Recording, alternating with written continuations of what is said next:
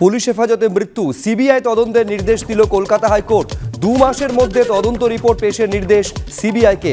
নদিয়ার মুরুটিয়া থানার পুলিশের বিরুদ্ধে পিটিয়ে খুনের অভিযোগ। আরেকবার আপনাদের বলবো, পুলিশি হেফাজতে মৃত্যুর ঘটনায় এবার সিবিআই তদন্তের নির্দেশ দিল কলকাতা হাইকোর্ট, অর্থাৎ রাজ্যে আরও একটা সিবিআই তদন্তের নির্দেশ। এক্ষেত্রে একেবারে পুলিশের বিরুদ্ধে পিটিয়ে মারার অভিযোগ।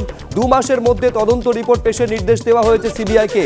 নদিয়ার মুরুটিয়া থানার পুলিশের বিরুদ্ধে পিটিয়ে খুনের অভিযোগ, আর সেই ঘটনায় সিবিআই তদন্তের নির্দেশ দিয়েছে কলকাতা হাইকোর্ট। আপনারা জানেন যে এই রাজ্যে একগুচ্ছ মামলার সিবিআই তদন্তের নির্দেশ দিয়েছে আদালত। একেবারে ভোট পরবর্তী হিংসা থেকে শুরু করে একাধিক ঘটনা তার সিবিআই তদন্তের নির্দেশ দেওয়া হয়েছে। তার সঙ্গে যোগ হলো এবার এই ঘটনা, নদিয়ার ঘটনা, যেখানে পুলিশ হেফাজতে মৃত্যুর ঘটনায় এবার সিবিআই তদন্তের নির্দেশ। এর সঙ্গে আপনারা জানেন যে সারদা কাণ্ড থেকে শুরু করে শিক্ষক নিয়োগের সিবিআই তদন্তের নির্দেশ দেওয়া হয়েছে, সিবিআই তদন্ত চলছে। পুরসভায় নিয়োগেও সিবিআই তদন্ত চলছে এবং একই সঙ্গে পুলিশি হেফাজতে মৃত্যুর ঘটনায় এবার সিবিআই তদন্তের নির্দেশ দিল কলকাতা হাইকোর্ট। অগাস্টে মাদক মামলায় অভিযুক্তকে খুঁজতে গিয়ে দাদাকে মারধর করা হয় বলে অভিযোগ। 24শে অগস্ট বাঁশবাগানের মধ্যে শওকত মণ্ডলের মৃতদেহ উদ্ধার হয়। 18ই সেপ্টেম্বর পুলিশ সুপারকে তদন্তের নির্দেশ দেয় হাইকোর্ট। সেই রাতে অন্য একটি খুনের মামলা সামনে আসে।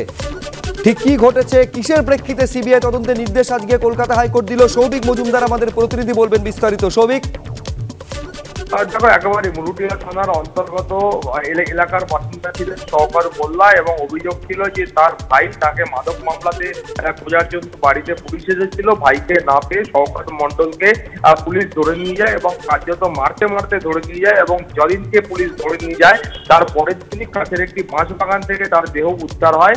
এই অভিযোগে পরিবারের লোক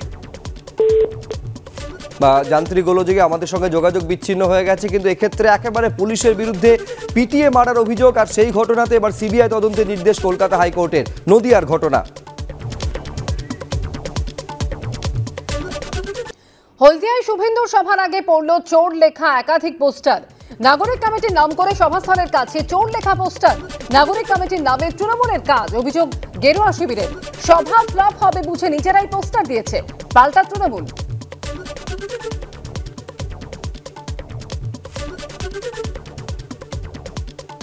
তৃণমূল ছাড়া আর কাদের কাজ হতে পারে? ওদেরই এইসব কালচার। কালকে একটা সভা হবে, এই সভার আগের দিন থেকে যেভাবে চারিদিকে তাণ্ডব চলছে গোটা হলদিয়া জুড়ে, এগুলো হলদিয়ার জনগণ দেখছেন, হলদিয়ার মানুষ দেখছেন। এটা একটা সুস্থ সমাজের কাজ। একটা রাজনৈতিক দলের প্রোগ্রাম হবে, তার আগের দিন অন্য রাজনৈতিক দলের পক্ষ থেকে এইভাবে বিভিন্ন জায়গায় পোস্টার এইভাবে লাগানো, এগুলো তো ঠিক নয়। তৃণমূলের এমন কোনো দৈন্যদশা আসেনি যে শুভেন্দু অধিকারী এগেনস্টে পোস্টার বা ফ্ল্যাগ দিতে হবে। তাছাড়া আগামীকাল যে সভা, এটা বিজেপির সভা হিসাবে চালালেও বেসিক্যালি শুভেন্দুবাবুর জন্মদিনের সভা এবং আগামীকালের সভা অত্যন্ত ফ্লপ হবে। সেই ফ্লপ শো হবে বলেই আগাম তৃণমূলের উপরে দোষারোপ করছে। মাত্র 4 মাসের ব্যবধানে ফের আনন্দপুরে শিশু বিক্রি চক্রের পর্দাফাঁস। নাতনিকে বিক্রির অভিযোগে দাদু ও সৎ দিদিমা সহ 5 জনকে গ্রেফতার করেছে পুলিশ। উদ্ধার করা হয়েছে শিশুকন্যাকে। ধৃতদের মধ্যে 2 জন মহিলা দালাল হিসেবে কাজ করতেন। 5ম জন বেআইনিভাবে শিশুকে কিনেছিলেন। চক্রে আরও কেউ জড়িত থাকতে পারে বলে পুলিশের অনুমান।